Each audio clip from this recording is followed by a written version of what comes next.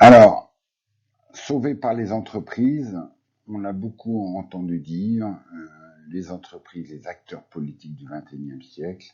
Voyons un peu d'où ça vient. Alors, on avait entendu au CES, on a beaucoup entendu aussi CSW, ce concept de double pandémie en 2020. Donc, il y a le Covid, qui a frappé plus durement les gens de couleur. Et puis, il y a eu toutes ces histoires racistes avec l'assassinat de Floyd, donc Black Lives Matter, dans lequel les gens de couleur se sont réveillés et essayent de reprendre leur destinée entre leurs mains. Et là, Baratoun Thurston, retenez ce nom, un type parle très bien, Harvard Educate, un genre de Obama bis, qui nous raconte que oui, Floyd, ça a été un déclic parce que tout le monde a regardé ça pendant 8 minutes, quoi. Il n'y avait pas de match de basket, il n'y a rien d'autre à faire, donc tout le monde a regardé cette vidéo de 8 minutes pendant laquelle Floyd se faisait étouffer par un policier. Et donc ça a énormément marqué les esprits.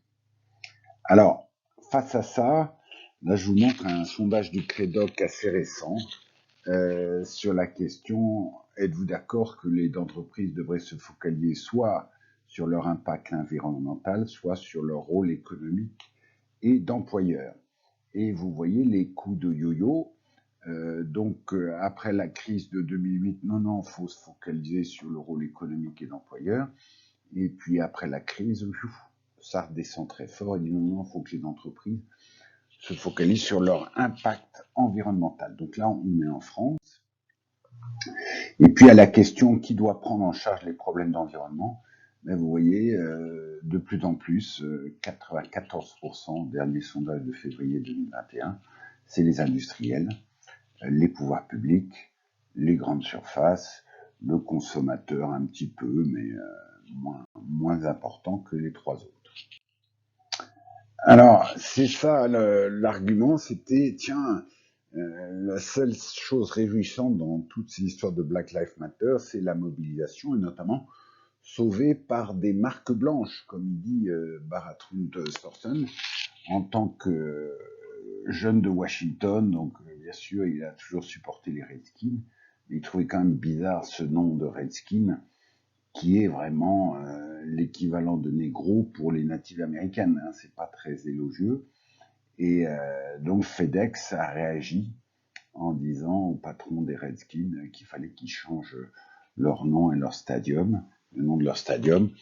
Bon, alors, il y a des tas de tentatives. C'est pas encore acté, hein. Ils reviennent un peu en arrière. Il y a un gros débat là-dessus, mais il dit, tiens, des choses qu'on ne voyait pas bouger depuis 50 ans commencent à bouger. Alors, voyons, il y a une très belle conférence sur mission washing, et puis on va faire la connexion avec l'actualité de Danone. Alors, donc les trois panélistes, il y avait The Body Shop, donc fondé en 1976. Donc, vous voyez, très engagés. Et voilà leur mission, donc aussi bien sur la nature, sur les droits. Et la mission, c'est to passionately campaign for the protection of environment, human and civil rights, and against animal testing within the domestic and toiletry industry. Et donc, ça fait 40 ans que ça dure, même plus, et c'est une marque très forte aux États-Unis. Et donc, de promouvoir ça dans nos daily life. Une autre entreprise en mission, le deuxième du panel, c'est Greystone. Donc, il fait des cookies, des brownies pour mettre justement dans les glaces de Ben Jerry, dont on va parler dans 2 minutes. Et voilà, c'est une non-profit, mais qui a une mission to create job opportunity and provide service to enable self-sufficiency. Et il pratique ce principe de open hiring, c'est-à-dire que ils ont une liste, les gens se mettent sur la liste, il n'y a pas d'interview, et quand il y a un job opening, ils prennent les gens qui veulent venir sur ce job interview opening, parce qu'ils disent que le job interview introduit trop de biais. Et donc ils arrivent à gérer ça. Ben Jerry aussi suit le même principe. Donc c'est des principes tout à fait nouveaux.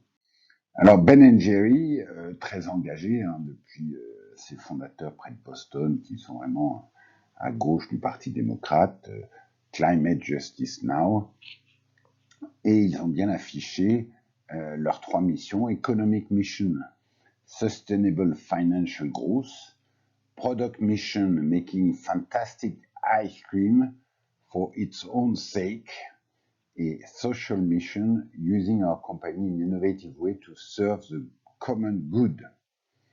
Et là, les gens ont un peu oublié, mais depuis 2000, Unilever a racheté ce marchand de glace et ils racontent que maintenant ils ont un board of directors, mais qui est très indépendant de la maison mère Unilever. Alors c'est intéressant de faire le passage avec Unilever qui est, comme vous le savez, un concurrent de Danone et de Nestlé. Donc bien sûr, dans leur rapport annuel, ils disent que le e-business les a sauvés, etc. Mais surtout, ils sont engagés sur les objectifs de développement durable des Nations Unies. Et chaque année, donc, ils publient les résultats et c'est assez engageant. Et voilà, ils disent que 60% de nos produits alimentaires maintenant suivent les Nutrition Guidelines de l'ONU. Voilà, donc c'est du concret, on suit ça et on n'a pas forcément obligatoirement besoin d'être une entreprise à mission. Bon, il se trouve qu'on a une filiale comme Ben Jerry qui en est une. Mais voilà, donc le problème est un peu posé.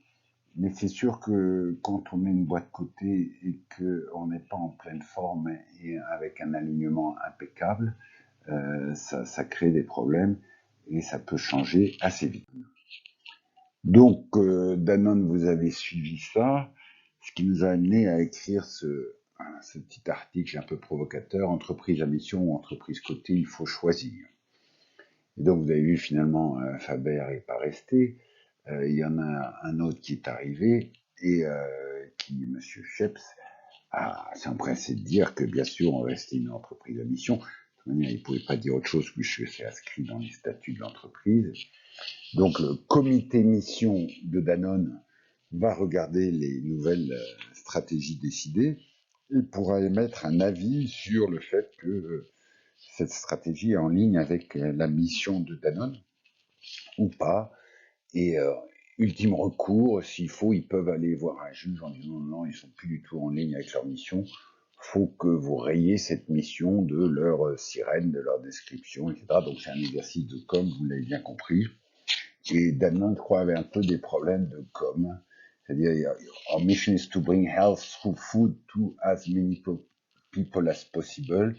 Et si vous prenez une grande marque de Danone comme Evian, le fait de distribuer ça à travers la planète, est-ce que ça correspond bien à food to as many people as possible, ou c'est vraiment du marketing haut de gamme pour Bobo. Enfin voilà.